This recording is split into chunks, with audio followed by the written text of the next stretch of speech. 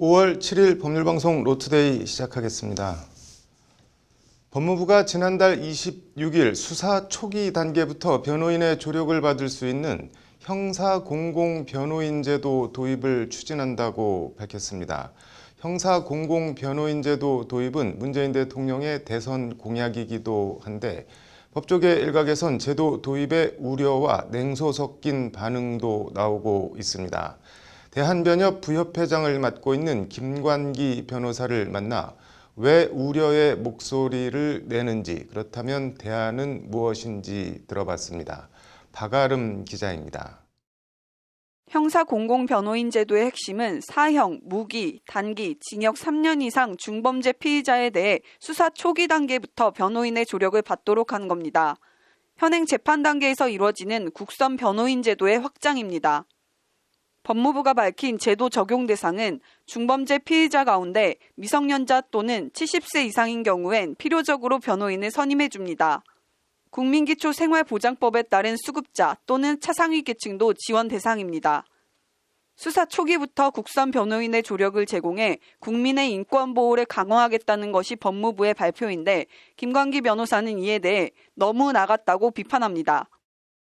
어려운 사람을 법률 서비스 받을 수 있게 해준다는 말상은 좋은데 이거는 심하게 나간 거예요.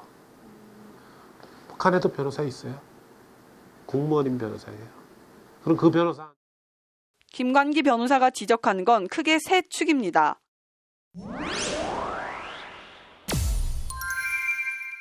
먼저 제도의 운영 주체 문제입니다. 법무부 안은 법무부와 함께 법원과 대한변협을 운영 주체로 명시하고 있습니다. 법무부는 범죄자를 처벌하는 검찰을 감독하는 기구이고 법원은 유무죄와 양형에 대한 판단을 내리는 기관입니다. 또 변호인은 경찰과 검찰 등 수사기관에 맞서 피의자나 피고인을 변호하고 법원에 피고인을 대신해 목소리를 내는 위치에 있습니다. 처벌과 방어, 판단의 주체가 함께 특정 피고인의 변호인을 선임해주는 상황 자체가 모순된다는 것이 김관기 변호사의 지적입니다. 변호인이라는 거는 국가에 반대하는 쪽에 선 사람들이에요. 그런데 정부에서 월급을 받게 되면 국가에 반대해서 피고인의 이익을 지켜주는 일에 나설 수가 없죠. 그러니까 변호인의 본질에 반대되는 겁니다. 말하자면은 이해관계가 완전히 배치되는 거죠. 그래서 반대하는 겁니다. 변호인의 중립성 훼손과 형사사법 절차의 공정성 상실 우려가 한 축이라면 또 다른 축은 지원 대상입니다. 법무부 안은 일단 나이를 기준으로 미성년자나 70세 이상은 필요적 국선이라고 해서 무조건 국선 변호인을 선임해 주도록 하고 있습니다. 이렇게 되면 극단적인 경우 성범죄를 저지른 부유층 자녀나 수많은 사람들 눈에서 피눈물 나게 한 수백억 원대의 횡령 사기범 등도 공짜로 변호사 조력을 받게 되는 모순적인 상황이 초래될 수 있습니다. 역시 국민 정서나 법 감정, 정의와는 크게 동떨어진 일입니다. 제도를 도입하더라도 나이를 기준으로 할 게 아니라 빈곤층 등 조력이 필요한 경우에 한해 예외적으로 심사 역시 법무부가 아닌 중립적이고 전문적인 위원회에서 해야 한다고 김관기 변호사는 지적합니다.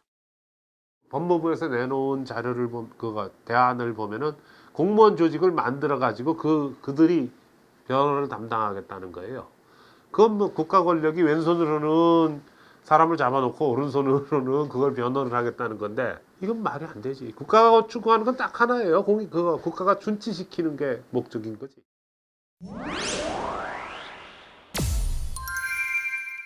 운영 주체와 지원 대상 문제와 함께 가장 큰 문제점은 형사 공공변호인 제도를 통해 제공되는 법률 서비스의 질 문제입니다. 지금 시행되고 있는 재판 단계에서의 국선 변호인도 예산 부족 등으로 부실하다는 비판과 지적이 끊이지 않는데 재심되는 사건들이 보면은 다 국선 변호인들이에요.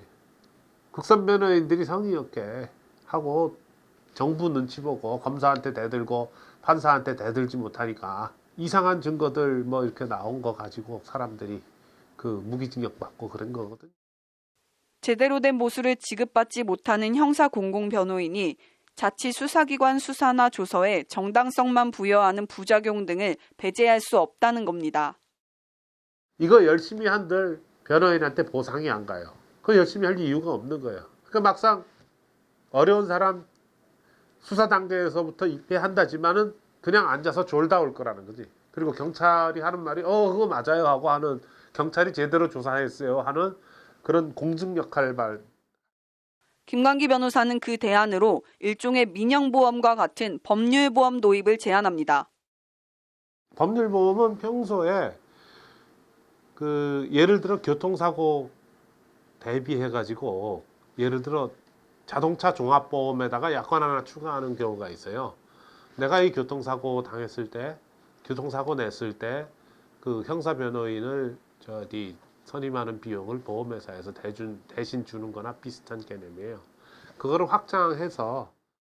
김광기 변호사는 그러면서 국민들에 대한 법률 서비스 제공은 저소득층 취약계층과 중산층을 분리해서 대응해야 한다고 강조합니다. 취약계층은 법률구조공단이나 국선변호인 등 기존 제도를 더욱 두텁게 강화하는 쪽으로, 중산층은 법률보험을 도입해 개개인의 법률 리스크에 평소 대비하고 준비할 수 있도록 해야 한다는 것이 김광기 변호사의 제언입니다. 보험료 부담은 늘어날 것인데 갑자기 변호사 비용 때문에 파산했다 이런 일은 없어지겠죠. 그죠? 해직 공무원들 같으면은 소송하느라고 한 2, 3년을 피폐해져 갖고 대학 교수쯤 되는 사람도 변호사비 때문에 파산하고 그러거든요. 평소에 보험을 들어놨으면 그런 일은 없어지겠지. 형사공공변호인 제도 추진에 대한 이런 부정적인 입장은 비단 김광기 변호사 개인에 국한된 것은 아닙니다. 서울지방변호사회도 법무부 추진 발표 다음 날 곧장 성명을 내고 정당하지 못한 수사 및 기소 결과마저도 합리화되는 부작용이 초래될 수 있고, 형평에도 어긋나는 비선별적 지원은 정작 법률구조 제도 자체를 형해화할 수 있다며 형사공공변호인 추진에 대한 반대 입장을 분명히 했습니다. 서울변회는 그러면서 법률구조사업 재편은 변호사들이 주체가 돼야 한다며 적극적으로 의견을 개진함으로써 합리적이고 실효성 있는 대국민 법률지원 개편 방안을 마련해 갈 것이라고 거듭 강조했습니다. 법률방송 박아름입니다. 네, 법률구조공단 사용설명서, 오늘은 백화점 엘리베이터 사고 얘기해 보겠습니다. 왕성민 기자 나와 있습니다. 왕 기자, 사고가 어떤 사고인가요? 네, 51년생 최모 씨와 50년생 김모 씨 부부는 지난 2018년 4월 경기도 고양시 일산에 있는 한 백화점을 찾았습니다. 그런데 백화점 에스컬레이터를 타고 3층에서 4층으로 올라가던 중 에스컬레이터가 오작동을 일으켜 뒤로 넘어지면서 각각 요추 부염자 등 남편 최 씨는 전치 3주, 부인 김 씨는 전치 2주의 상해를 입었습니다. 에스컬레이터가 오작동을 일으켰다고 하는데 뭐가 어떻게 된 건가요? 네. 에스컬레이터를 타면 손으로 잡고 가는 핸드레일에 문제가 생기면서 핸드레일은 멈췄는데 발판은 계속 올라가는 상태가 유지가 됐습니다. 핸드레일을 잡고 있던 부부가 손은 멈춰선 핸드레일을 계속 잡고 있는데 발은 계속 올라가다 보니 뒤로 넘어져서 상해가 발생한 겁니다. 다친 부부 입장에서는 황당한 사고네요. 네, 그렇습니다. 이 사고로 당시 백화점 안전관리 담당 직원이 업무상 과실치상죄로 경찰 수사를 받게 됐는데 A씨는 형사 합의금으로 500만 원을 부부에게 지급했고 기소유예 처분을 받았습니다. 부부는 하지만 형사 합의금과 별도로 법률구조공단의 도움을 받아서 백화점을 상대로 남편 최 씨는 치료비 330여만 원과 위자료 2천만 원 등 2,330여만 원을, 아내 김 씨는 치료비 80여만 원과 위자료 400만 원 등 480여만 원을 각각 지급할 것을 청구하는 민사소송을 제기했습니다. 치료비는 실비를 청구했을 것 같고 위자료는 어떻게 산정한 건가요? 네, 위자료는 남편 최 씨가 마을버스 운전기사로 취업을 앞둔 상황이었는데 이 취업이 사고와 치료로 6개월가량 늦어진 점, 여기에 상해치료 입원을 이유로 뇌혈관이나 치매보장보험 가입이 거절되는 등 유무형 손해를 감안해 산정됐습니다. 재판은 어떻게 진행이 됐나요? 공단은 해당 사고가 단순히 에스컬레이터가 네. 멈춘 것이 아니라 네. 핸드레일과 발판의 진행 방향이 일치하지 않는 네. 비정상적인 사고라는 점을 강조해서 네. 최 씨가 실제로 근로수입이 있었거나 기대되었다는 점 등을 고려해 줄 것을 주장했습니다. 네.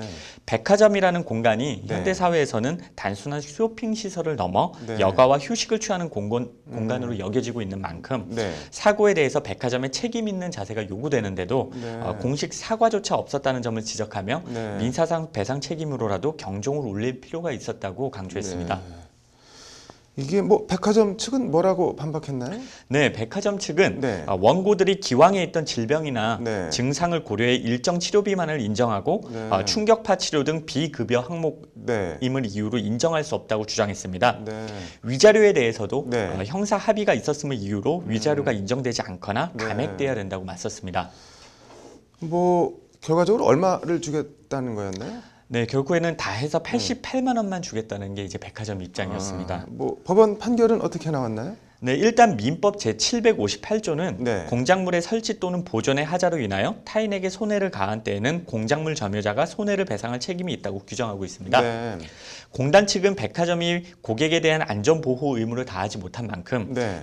에스컬레이터 점유자로서 배상 책임이 있다는 취지로 주장을 했고 네. 백화점은 일정 부분 책임이 있다 하더라도 네. 부부가 이번 사고와 무관한 부분까지 과잉 진료를 받으면서 네. 과도한 요구를 하고 있다고 맞선 건데요. 네. 재판부는 민법 제758조를 근거로 네. 백화점의 손해배상 책임을 인정했습니다. 네.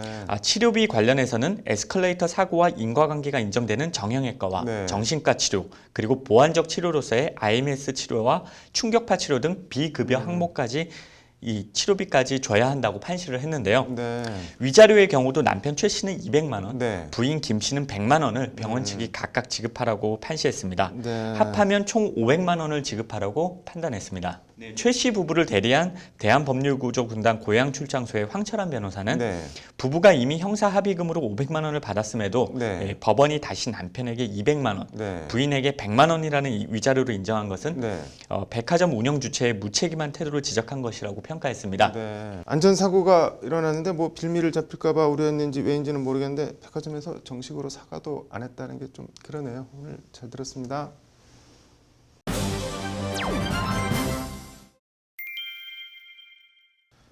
취임 100일을 맞은 박범계 법무부 장관이 오늘 자신의 SNS에 백척간두 같은 나날의 연속이었다는 소회를 밝혔습니다.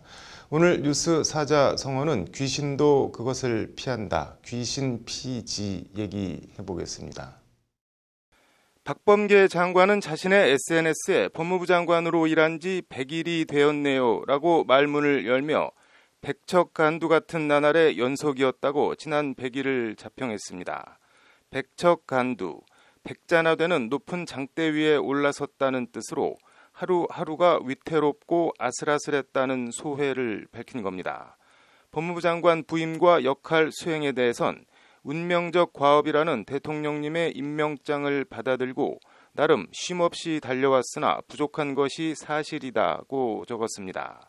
이어 공존의 정의와 민생을 언급한 박 장관은 뜨거운 감자, 검찰개혁 얘기를 꺼냈습니다. 검찰개혁에 관한 뜨거운 관심 잘 알고 있다. 공수처 설치, 수사권 개혁에 이어 아직도 많은 노력이 필요하다는 것이 박 장관의 말입니다.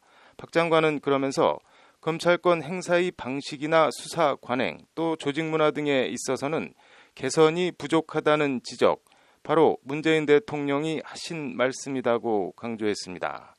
박 장관은 지난 2월 1일 취임사에서도 국민의 검찰개혁 명령을 완수하려 한다고 검찰개혁을 취임 일성으로 울렸습니다. 취임사와 SNS 글에 담긴 지난 100일을 압축하면 나름 한다고 했지만 아직도 부족하다, 배고프다 정도로 읽힙니다. 사마천 사기 이사 열전에 단이 감행 귀신 피지라는 사자성어가 나옵니다. 뜻을 세워 과감하게 실행하면 귀신도 길을 피해준다는 뜻입니다. 법가 사상가인 이사는 진시황을 도와 천하를 일통하는 폐업을 이루었고 1인지하 만인지상의 승상에 올라 화폐와 도량령을 통일하는 등 중앙집권 체제의 초석을 다진 인물입니다.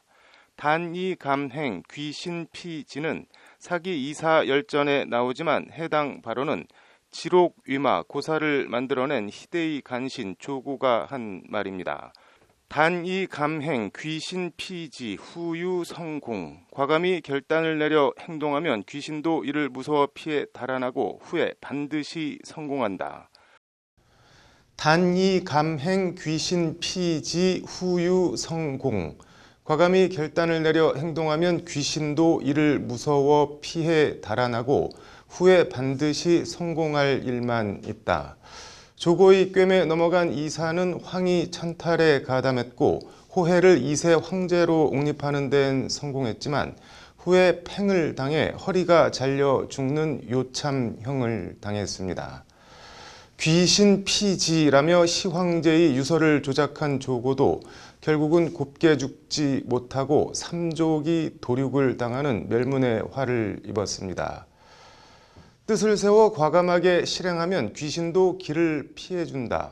힘과 의지가 있으면 일은 이루어질 수 있습니다. 중요한 건 하고자 하는 일이 어떤 일이냐, 정도냐 아니냐인 것 같습니다. 하도 검찰개혁해서 어떻게 보면 이제 좀 질리기도 하고 식상하기도 한 감도 있습니다. 아직도 많은 노력이 필요하다고 했는데 박범계 장관이 합리적이고 상식적으로 이를 추진해 가길 기대해 봅니다. 뉴스 사자 성호였습니다. 네, 이어서 법조계 소식 전해드리겠습니다. 라임 로비 혐의로 재판에 넘겨진 윤갑근 전 대구고검장이 1심에서 징역 3년을 선고받았습니다. 윤 전 고검장은 이종필 전 라임 부사장으로부터 우리은행장을 만나 라임 펀드를 재판매하도록 해달라는 청탁과 함께 2억 2천만 원을 받은 혐의입니다. 경찰청이 수사와 청문부서 근무 직원들이 보유하고 있는 가상통화를 신고하도록 하는 한편 신규 취득은 금지했습니다. 이를 누락하면 징계하겠다고 경고했는데 경찰청 관계자는 경찰관들의 투기 편승을 막기 위한 조치라고 밝혔습니다. 구미 3세 여아 사망 사건 관련해 애초 엄마로 알려졌다가 언니로 판명난 22살 김모 씨에 대한 1심 결심 공판에서 검찰이 징역 25년을 구형했습니다. 김 씨는 빈집에 생후 29개월 된 아이를 방치해 굶어 죽게 한 혐의 등으로 기소됐습니다. 경찰대학이 2023학년도부터 편입학 전형을 통해 전체 정원의 절반인 50명을 남녀 구분 없이 통합 선발한다고 밝혔습니다. 편입학은 일반 대학생 전형 25명과 재직경찰관 전형 25명으로 선발하는데 내년 10월 원서 접수를 시작으로 필기시험과 신체, 적성, 체력 검사를 치릅니다. 5월 7일 법률방송 우투데이 마치겠습니다. 시청해 주셔서 감사합니다.